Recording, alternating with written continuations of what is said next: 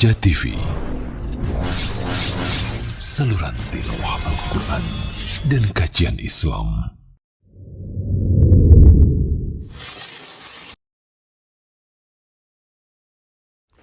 Alhamdulillah wassalatu wassalamu ala rasulillah nabiyina Muhammadin wa alihi wa sahbihi wa man wala.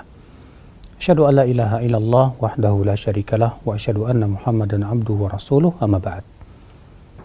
Saudaraku se-Islam, ibadah umroh adalah merupakan ibadah yang Masya Allah besar di sisi Allah Subhanahu wa Ta'ala.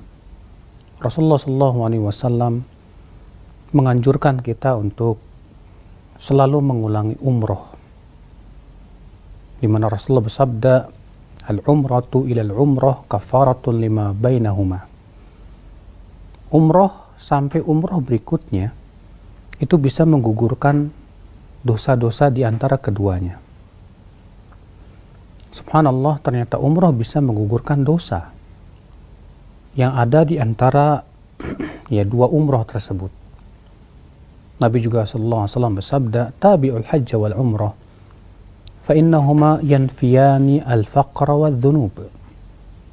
Ikutilah haji dan umroh, karena haji dan umroh itu bisa menghapus dosa dan kefakiran. Masya Allah. Maka ini adalah merupakan kesempatan amal yang luar biasa. Kita bisa berumroh. Bahkan disebutkan dalam hadis bahwa tawaf kita di sekitar Ka'bah, setiap langkah kakinya menggugurkan dosa, mengangkat 1 derajat.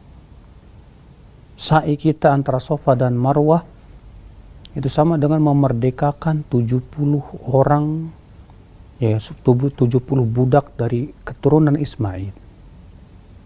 Tahalul kita, kata Rasulullah, setiap helai rambutnya itu bisa mengangkat derajat 1 dan menggugurkan 1 dosa. Maka ini kesempatan yang besar. Namun sayang, tentunya banyak di antara saudara-saudara kita belum memahami bagaimana tata cara umroh yang betul-betul sesuai dengan sunnah Rasul SAW. Maka dari itulah Roja TV ingin membantu kaum muslimin untuk menjelaskan bagaimana tata cara umroh yang syar'i yang sesuai dengan sunnah Rasul SAW. Karena tentunya semakin amal kita sesuai dengan tuntunan Rasulullah SAW, semakin besar pahalanya di sisi Allah. Karena disebutkan oleh para ulama bahwa syarat diterima amal itu 2. Yang pertama ikhlas, dan yang kedua adalah muwafaqatu sunnati Rasulillah SAW, sesuai dengan sunnah Rasulullah SAW. Semoga tayangan dari Roja TV yang menjelaskan tentang tata cara umroh ini bermanfaat untuk kaum muslimin sekalian, sehingga kita di atas basirah, di atas keilmuan, dan paham betul tentang apa sunnah Rasulullah SAW di dalam umroh. Wabillahi taufiq. Wassallallahu ala nabiyyina Muhammadin wa alihi wa sahbihi wasallam. Labbaik Allahumma labbaik, labbaik la sharika laka labbaik, innal hamda wan ni'mata laka wal mulk la sharika lak. Labbaik Allahumma labbaik, labbaik la syarika laka labbaik, innal hamda wan ni'mata laka wal mulk la syarika lak. Aku datang memenuhi panggilan-Mu ya Allah. Aku datang memenuhi panggilan-Mu ya Allah. Tiada sekutu bagi-Mu. Aku datang memenuhi panggilan-Mu. Sesungguhnya segala puji, nikmat, dan segenap kekuasaan adalah milik-Mu. Tiada sekutu bagi-Mu. Assalamualaikum warahmatullahi wabarakatuh. Alhamdulillah, wassalatu wassalamu ala rasulillah wa ala alihi wa ashabihi ajmain, amma ba'd. Saudaraku, setiap kaum muslimin pasti merindukan tanah suci ini. Apalagi Ka'bah di tanah haram Mekah ini. Di tempat inilah ada 2 aktivitas ibadah yang dilakukan, yaitu umrah dan haji. Dan kali ini saya akan mengajak Anda mengikuti bagaimana perjalanan atau tata cara ibadah umroh yang sesuai dengan tuntunan Rasulullah Sallallahu Alaihi Wasallam. Menjalankan ibadah umroh berarti kita telah mempersiapkan diri untuk bepergian atau bersafar. Karena itu, Rasulullah Sallallahu Alaihi Wasallam mengajarkan kita untuk membaca doa sebelum bepergian. Dan doa yang kita lantunkan adalah Astaudi'ukumullah la tadi'u wada'i'uh. Aku titipkan kalian kepada Allah yang tidak akan hilang titipannya. Doa ini kita panjatkan agar Allah Azza wa Jalla melindungi keluarga kita saat ditinggalkan untuk bersafar. Selain doa tersebut, Rasulullah Sallallahu Alaihi Wasallam mengajarkan kita untuk membaca doa keluar rumah, yaitu Bismillahi tawakkaltu 'alallah, la haula wala quwwata illa billah.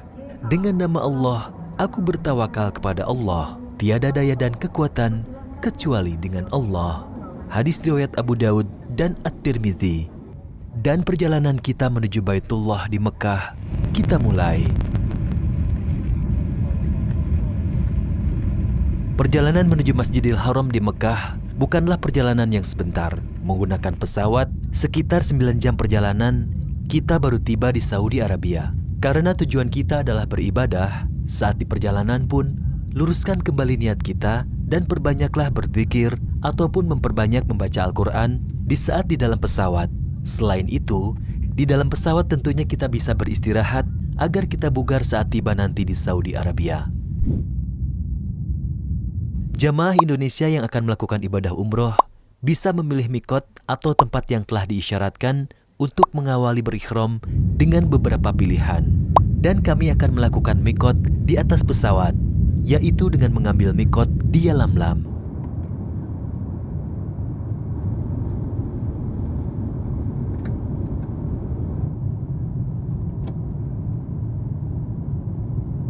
Mikot ini adalah mikot para jamaah yang kepergiannya berasal dari daerah Yaman, di mana pesawat yang kita naiki melewati daerah tersebut. Namun jika Anda akan mengunjungi kota Madinah terlebih dulu, maka mikot bisa dilakukan di Dzulhulaifah atau di Bir Ali.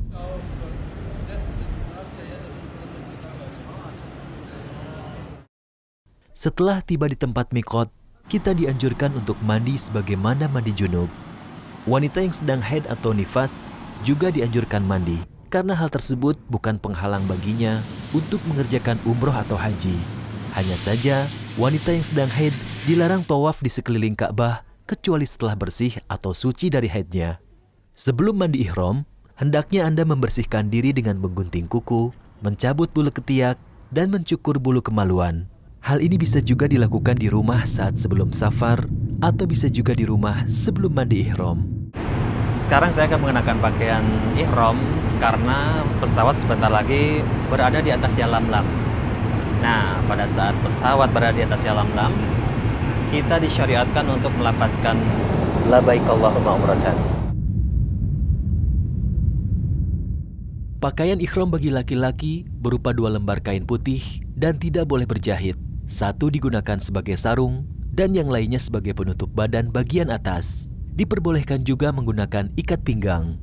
Pakaian ihram bagi kaum wanita adalah pakaian yang disyariatkan bagi mereka, yaitu jubah dan jilbab yang menutupi seluruh tubuhnya kecuali wajah dan kedua telapak tangan.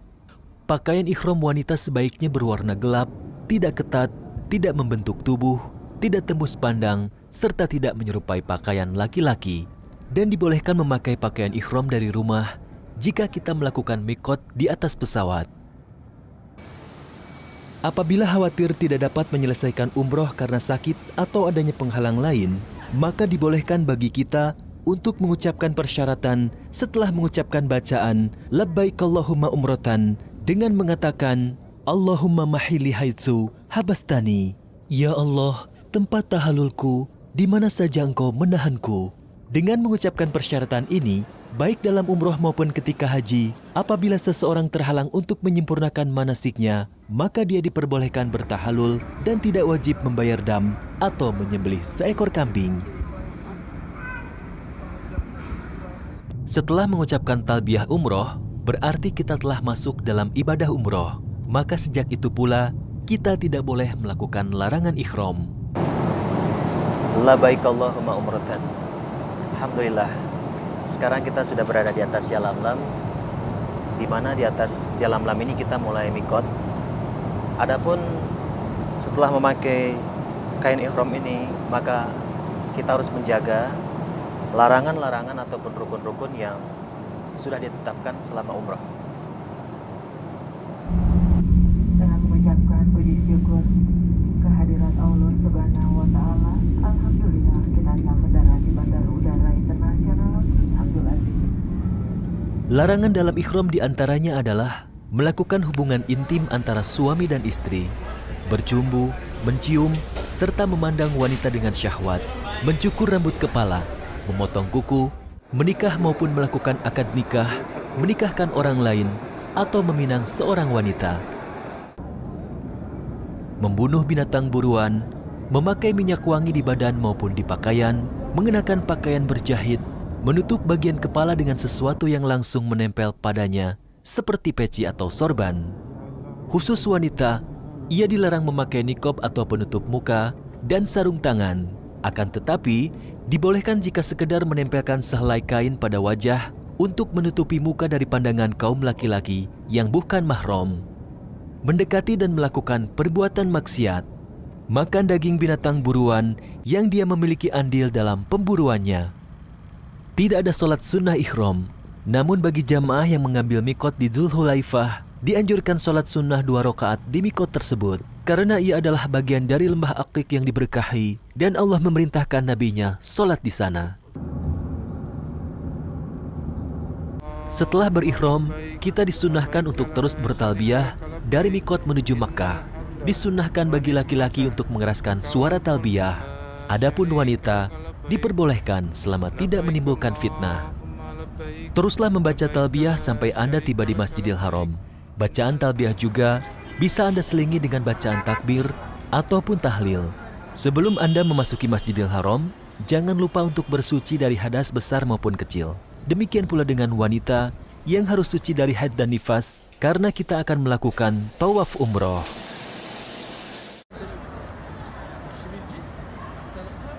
Dan ketika memasuki Masjidil Haram, Rasulullah Shallallahu Alaihi Wasallam mengajarkan kita untuk membaca doa masuk masjid yang bunyinya, Allahumma ftahli abawaba rahmatik. Ya Allah, bukakanlah pintu-pintu rahmatmu untukku. Dan setelah masuk ke dalam masjid, kita tidak perlu melakukan sholat sunnah tahiyatul masjid, akan tetapi langsung mengerjakan tawaf. Sedangkan jika saat kita memasuki Masjidil Haram bertepatan dengan sholat fardu, maka kita bisa mengerjakan sholat fardu terlebih dahulu, baru melanjutkan tawaf. Dan ketika pertama kali melihat Ka'bah, kita disunnahkan untuk membaca doa seraya mengangkat tangan seperti yang pernah dilakukan oleh Umar bin Khattab radhiyallahu anhu. Adapun doanya adalah Allahumma antas salam wa minkas salam fahayna rabbana bis salam.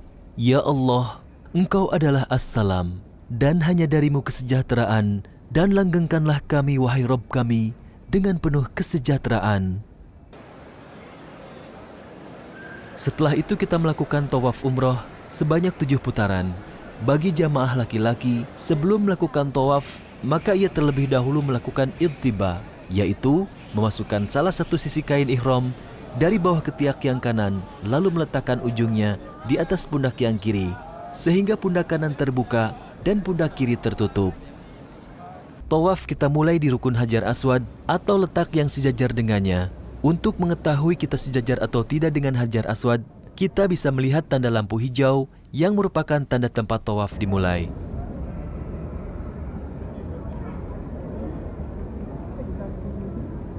Disunahkan mengusap Hajar Aswad sambil mengucapkan Bismillahi Allahu Akbar. Namun jika tidak bisa, cukup melambaikan tangan sambil mengucapkan Bismillahi Allahu Akbar. Pada putaran pertama hingga ketiga, laki-laki disunahkan untuk melakukan romal, yaitu berlari-lari kecil.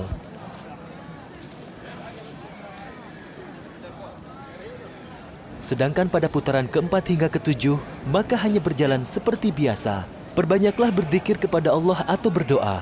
Tidak ada zikir tertentu saat melakukan tawaf, namun perbanyaklah membaca Subhanallahi wa bihamdi, Subhanallahil azim, atau membaca Subhanallah, walhamdulillah, wala ilaha illallah, wallahu akbar, wala hawla wala quwwata illa billah, atau membaca istighfar Astaghfirullahal azim, atau membaca doa-doa lainnya yang berasal dari Al-Quran dan Rasulullah, bersolawat ataupun membaca Al-Quran. Ketika kita tiba di rukun Yamani, kita disunahkan untuk mengusap rukun Yamani. Namun jika tidak bisa, tidak perlu memberi isyarat dengan tangan.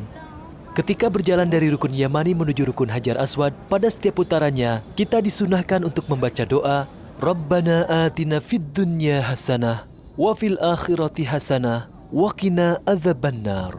Ya Allah, berikanlah kepada kami kebaikan di dunia, berikan pula kebaikan di akhirat, dan lindungilah kami dari siksa neraka. Setelah tiba di rukun Hajar Aswad, kembali kita membaca Bismillahirrahmanirrahim seraya memberikan isyarat dengan tangan. Pada putaran kedua dan ketiga, lakukanlah hal yang sama dengan yang kita lakukan pada putaran pertama. Adapun pada putaran keempat sampai ketujuh, laki-laki tidak lagi berlari-lari kecil, namun berjalan seperti biasa. Jika wudhu kita batal, maka segera kita berwudhu, lalu ulangi putaran tawaf tanpa harus mengulangi dari putaran pertama. Misalkan wudhu kita batal pada putaran kelima, maka setelah berwudhu, kita hanya mengulangi putaran yang kelima, lalu dilanjutkan tawaf hingga selesai. Setelah menyelesaikan putaran tawaf terakhir, sesampainya di Hajar Aswad, tidak perlu lagi mengangkat tangan memberi isyarat, dan kita bisa kembali menutup kedua pundak. Kemudian kita menuju ke makom Ibrahim sambil membaca Wattakhidhu mim maqami Ibrahim musalla, dan jadikanlah makom Ibrahim itu sebagai tempat solat.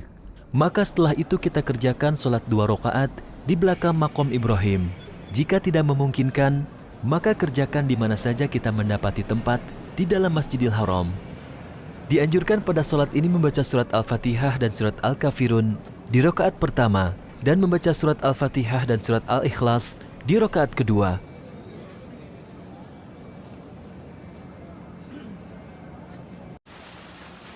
Sebelum melanjutkan sa'i, setelah sholat sunnah 2 rakaat, kita dianjurkan untuk meminum air zam-zam. Dan doa yang diajarkan Rasulullah SAW adalah Allahumma inni as'aluka ilman nafi'an, wa rizqan wasi'an, wa shifaan min kulli da'. Ya Allah, aku mohon kepadamu ilmu pengetahuan yang bermanfaat, rizki yang luas, dan sembuh dari segala sakit. Ibadah selanjutnya yang kita lakukan adalah sa'i. Sangat jelas petunjuk-petunjuk di dalam Masjidil Haram menuju tempat sa'i.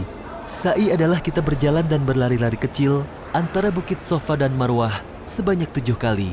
Ketika telah dekat dengan Bukit Sofa, maka bacalah Innas Sofa wal Marwata min sya'airillah. Sesungguhnya Sofa dan Marwah adalah sebagian dari syiar Allah. Setelah itu kita membaca Abada'u bima bada'allahu bih. Kami memulai dengan apa yang dengannya Allah memulai. Dibaca hanya 1 kali dan tidak lagi dibaca pada saat menaiki Bukit Marwah atau kembali ke Sofa. Saat berada di Bukit Sofa, menghadaplah ke arah Ka'bah dan jika memungkinkan melihatnya. Rasulullah SAW mengajarkan kita berada di Bukit Sofa untuk membaca Allahu Akbar, Allahu Akbar, Allahu Akbar. Allah Maha Besar, Allah Maha Besar, Allah Maha Besar. La ilaha illallah wahdahu la syarikalah, lahul mulku wa lahul hamdu yuhyi wa yumitu wa huwa ala kulli syai'in qadir. Tiada sesembahan yang berhak disembah kecuali Allah semata. Tidak ada sekutu baginya. Miliknyalah segala kerajaan dan segala pujian untuknya. Dia yang menghidupkan dan yang mematikan. Dia maha kuasa atas segala sesuatu. La ilaha illallah wahdahu la syarikalah, anjaza wa'dah wa nasara abdah wa hazamal ahzaba wahdah. Tiada ilah yang hak kecuali Allah semata. Tiada sekutu baginya. Dia melaksanakan janjinya, menolong hambanya, dan dia satu-satunya yang mengalahkan bala tentara persekutuan kaum musyrikin. Setelah membaca zikir tersebut, kita berdoa. boleh berdoa apa saja meminta kebaikan akhirat maupun hajat di dunia. Boleh berdoa menggunakan bahasa Indonesia. Selesai berdoa, kita ulangi lagi zikir yang pertama. Kemudian, kita kembali berdoa meminta kebaikan untuk akhirat dan dunia kita. Dan terakhir, kita tutup dengan zikir seperti sebelumnya, sehingga zikir tersebut menjadi 3 kali dibaca. Selesai berzikir, kita turun dari Bukit Sofa dan berjalan menuju Bukit Marwah sambil membasahi bibir kita dengan zikrullah, memperbanyak doa, bersolawat, ataupun membaca Al-Quran. Sesampainya di tanda lampu hijau, laki-laki dianjurkan berlari-lari kecil dan sungguh-sungguh sambil membaca Allahumma gfir warham wa anta a'azul akram. Ya Robku, ampuni dan rahmatilah aku. Sesungguhnya Engkaulah yang maha perkasa dan maha pemurah.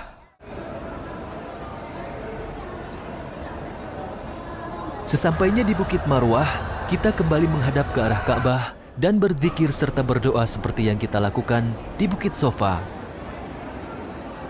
Lakukanlah hingga 7 kali dan berakhir di Bukit Marwah. Setelah putaran ke-7 pada akhir sa'i di Bukit Marwah, kita langsung keluar tanpa menghadap Ka'bah dan berdoa. Kemudian yang kita lakukan setelah sa'i adalah melakukan tahallul, yaitu mencukur rambut. Apa nama?